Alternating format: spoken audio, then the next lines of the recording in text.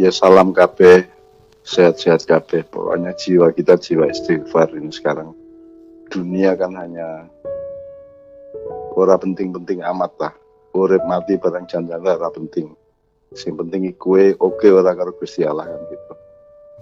Maka itu tidak ada di dalam peradaban kita sekarang ini, tidak ada. Semua kan tidak semua kan ngurusin stasiun dan pasar kaget saja, tapi tidak mengurusi sangkan-paran, tidak mengurusi nasib yang sebenarnya dari makhluk Tuhan gitu. Jadi nek soal-soal begitu saya sangat awam sebenarnya. Paling pertanyaannya kita ukur benar sekarang tingkat kehancuran yang ditimbulkan oleh corona ini sampai seberapa? Apa sampai koyo zaman Nabi Hud sehingga kemudian yang tersisa hanya sedikit orang, terus dimik-dimik meneh, sinau meneh, tani meneh, sinaah karo hirosah karo dijaro sinau meneh, atau seperti Nabi Nuh tersisa hanya beberapa ratus orang terus nyebar ke dunia dan membangun kembali dari tahap atau taraf yang paling tradisional, yang paling alamiah. Kita akan sampai ke situ ataukah kita tidak sampai ke situ nanti kehancurannya dan kebutuhan untuk keseimbangan baru itu. Karena janjane nek kudune nek ndelok le pintere wong saiki, hebate pemerintah, teknologi, dokter, farmasi dan semuanya itu kudune kan tidak terlalu sukar untuk melawan corona ini. Kudune kan itu kan soal wis ngerti kok corona piye, masa inkubasi ini sepiro, cara penyebarannya piye kan sudah ngerti kabeh. Antisipasi menuju keseimbangan baru tadi itu ya hanya bisa kita lakukan di kalangan maya saja intensifnya. Ya aku iki ngenyang ben orang nganti banget le hancur kan. Ngenyang supaya yang sabar mungkin tidak setuju, karena kan kalau view saya kan view keajaiban itu artinya keajaiban sesuatu yang kita belum tahu dan sesuatu yang kita tidak bisa, tetapi kan kita sangat akrab dengan itu sehari-hari dalam kehidupan kita, sejak jadi janin sampai lahir bayi sampai jadi wong gede kan kita akrab dengan yang disebut keajaiban itu. Nah, keajaiban itu gaib lah, alam gaib ya. Alam gaib itu kan sebenarnya kan bukan memedi, bukan lelembut, bukan virus, bukan. Alam gaib itu adalah segala sesuatu yang tidak kita ketahui secara tepat, sehingga kita juga tidak bersikap atau mengantisipasi secara tepat juga. Jadi mungkin bagianku pancen yo mengenyang ki yo saele-ele menungsa ki seoke apike juga, apa meneh wong Indonesia apik-apik kabeh.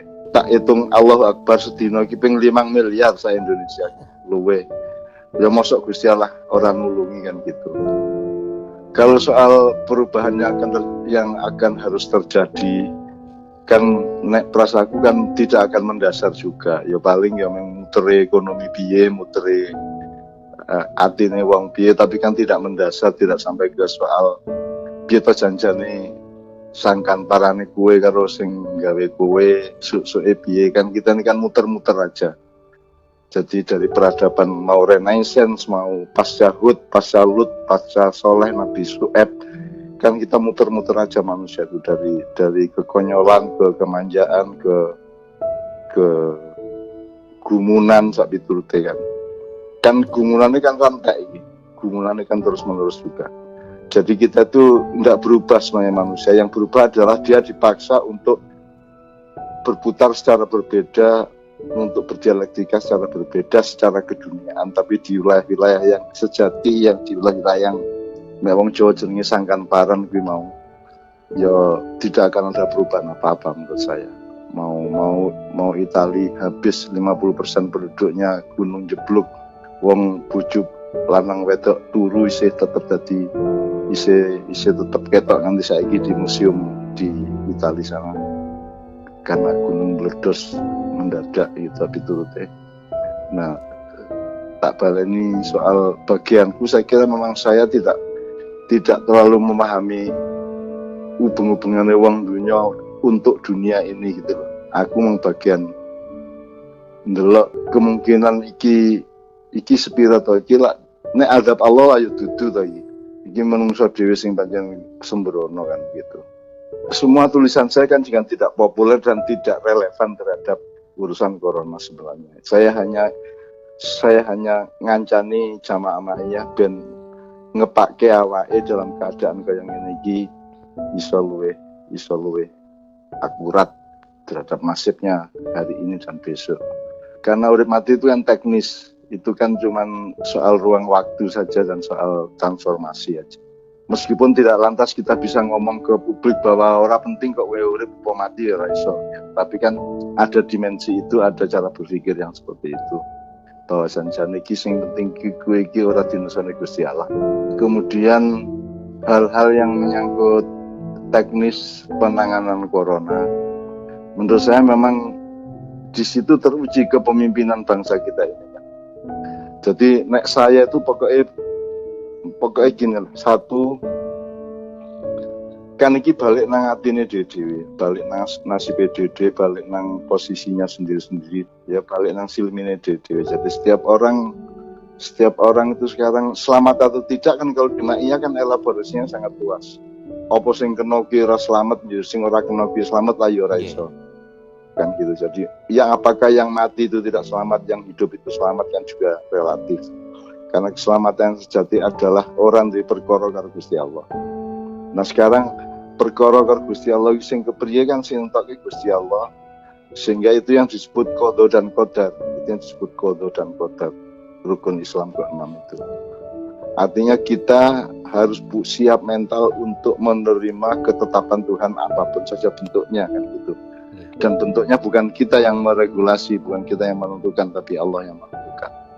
Nah, kalau kita kembali ke situ, mudah-mudahan terus Gusti Allah jadi sayang dengan kita punya sikap pasrah seperti itu. Mudah-mudahan itu menghasilkan rasa ora tegone Gusti Allah nang awake dhewe, dan karena kita juga masih ditugasi macam-macam dalam waktu yang mungkin cukup panjang setelah sekarang ini, sehingga mudah-mudahan Tuhan tetap memberi tugas kepada kita, bukan tetap tidak membunuh kita atau tidak mematikan kita, tapi mudah-mudahan kita tetap dipercaya untuk bertugas. Semua teman-teman Ma'iyah di tempatnya masing-masing oleh Tuhan masih diberi kontrak untuk melanjutkan perjuangannya. Salah satu efeknya adalah gue tetap urip kan gitu, aku tetap urip kan gitu.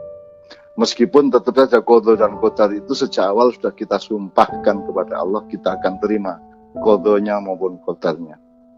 Qada itu artinya adalah hukum timbal balik dari perilaku kita di hadapan Tuhan, terus Gusti Allah nggawe vonis apa kan manut.